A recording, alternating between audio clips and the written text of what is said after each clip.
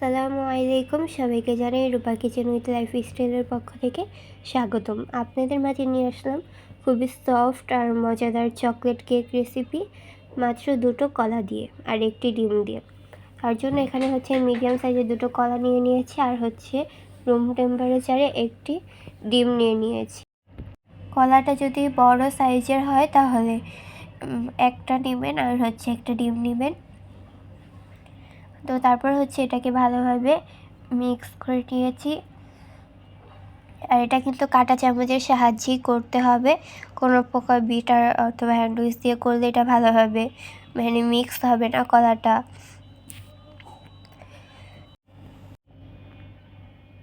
তো এই যে এগুলোকে ভালোভাবে মিক্স করে নিয়েছি, কোনো প্রকার কলাটা যাতে করে দলা দলা না থাকে।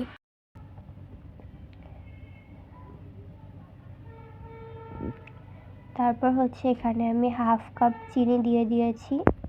আপনারা হচ্ছে কম বেশি করে নিতে পারেন, অথবা কিন্তু এখানে 1/2 কাপ দিলেই যথেষ্ট। তারপর হচ্ছে এটাকে ভালোভাবে মিক্স করে নিয়েছি, যাতে করে চিনিটা একদম গলে যায়। এটা কিন্তু ধৈর্য সহকারে করতে হবে। আমার প্রায় 5 থেকে 6 মিনিটের মতো লেগেছে এটাকে একদম মিক্স করতে।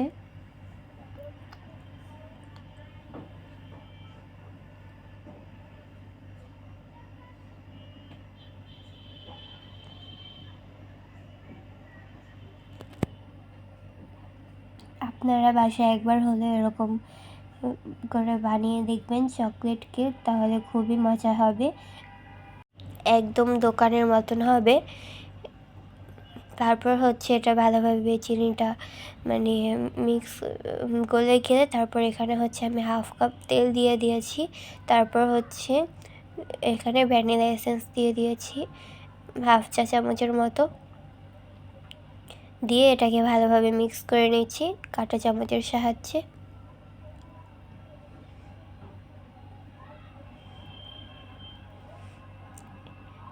আমি হচ্ছে এটাকে আর একটা বাটিতে ঢেলে নিচ্ছি, এটা খুবই ছোট হয়ে গিয়েছে।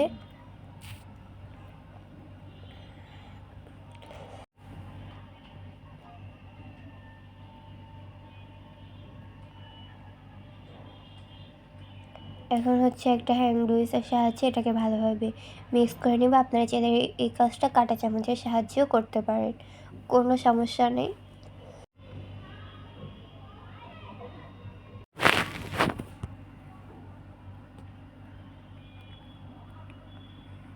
তারপর হচ্ছে এখানে আমি চকলেট গানাশ দিয়ে দিয়েছি একটু জাস্ট কালারের জন্য। আপনারা চাইলে নাও দিতে পারেন, অথবা আপনাদের হাতের কাছে যদি চকলেট গানাশটা না থাকে তাহলে আপনারা চকলেট গলিয়েও দিতে পারেন। তারপর হচ্ছে এখানে আমি 1/2 কাপ ময়দা নিয়ে নিয়েছি। আপনারা চাইলে আটাও দিয়েও বানাতে পারেন, কিন্তু আটা দিলে অবশ্যই কর্নফ্লাওয়ারটা দিতে হবে। আর আমি এখানে 1/2 কাপ কর্নফ্লাওয়ার দিয়ে দিয়েছি। ময়দার সাথেও আপনারা অ্যাড করবেন, আটার সাথেও কর্নফ্লাওয়ারটা দেওয়ার চেষ্টা করবেন, কারণ কর্নফ্লাওয়ারটা দিলে কেকটা খুবই সফট হয়। তারপর হচ্ছে এখানে আমি 1/2 কাপের একটু কম কোকো পাউডার দিয়ে দিয়েছি। তারপর হচ্ছে 1/2 চা চামচ বেকিং সোডা আর হচ্ছে 1 চা চামচ বেকিং পাউডার দিয়ে ভালোভাবে মিক্স করে তারপরে ছেঁকে নিয়েছি। তারপরে এটাকে একটু একটু করে দিয়ে মিক্স করে নিচ্ছি। আমার কথায় যদি কোনো ভুল হয়ে থাকে তাহলে কমেন্ট দৃষ্টিতে দেখবেন। আর আমার ঠান্ডা লাগছে, আমি ভালো করে ভয়েসটা দিতে পারছি না।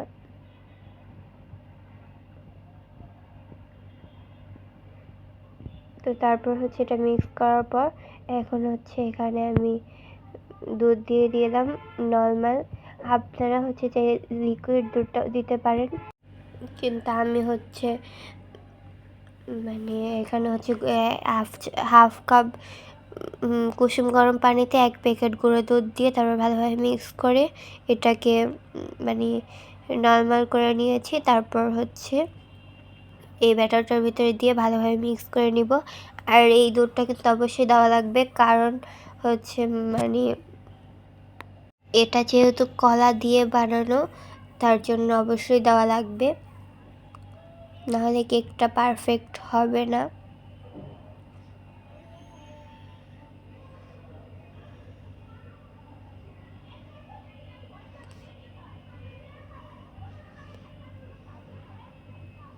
তো এই যে দেখতেই পাচ্ছেন এরকম হবে ব্যাটারটা।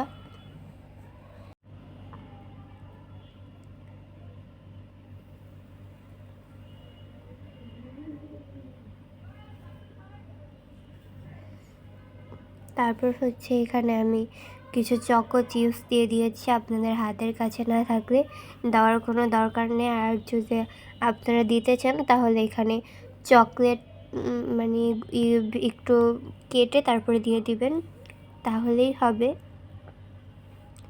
চকো চিপসটা দিয়ে ভালোভাবে মিক্স করে নিয়েছি।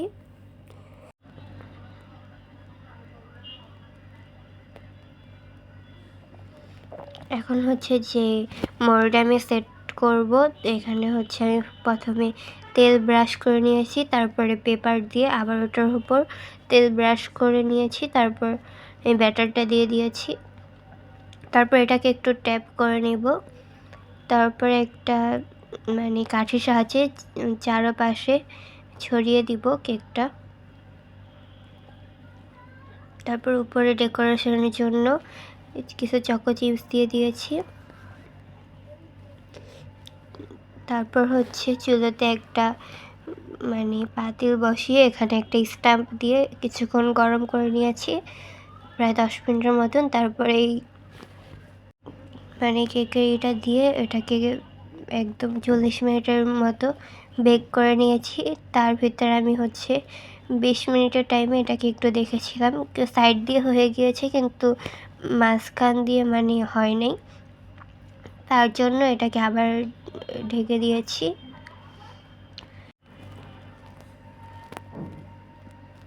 এর ভিতরে আবার আমি দেখেছিলাম মানে হয়ে গিয়েছে, কিন্তু একটু মানে হবে। এই যে কাঠিটা একদম পরিষ্কার এখনও বের হয় নাই, তার জন্য আমি আবার 10 মিনিটের জন্য বেক করে নিয়েছি। এখন হচ্ছে একটা কাঠির সাহায্যে দেখছি এটা একদম পরিষ্কার বের হয়েছে, তার মানে কেকটা হয়ে গিয়েছে। তারপর হচ্ছে এটাকে নামিয়ে নিয়েছি, এখন সাইড দিয়ে কেটে এটাকে আনমোল্ড করে নিব।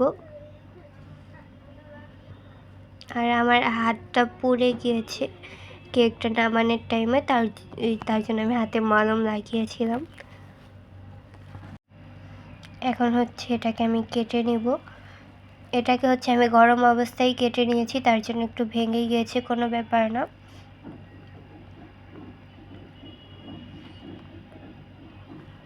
কিন্তু কেকটা খুবই সফট হয়েছিল আর খেতে দারুণ হয়েছিল। আপনারা বাসায় অবশ্যই একবার ট্রাই করে দেখবেন।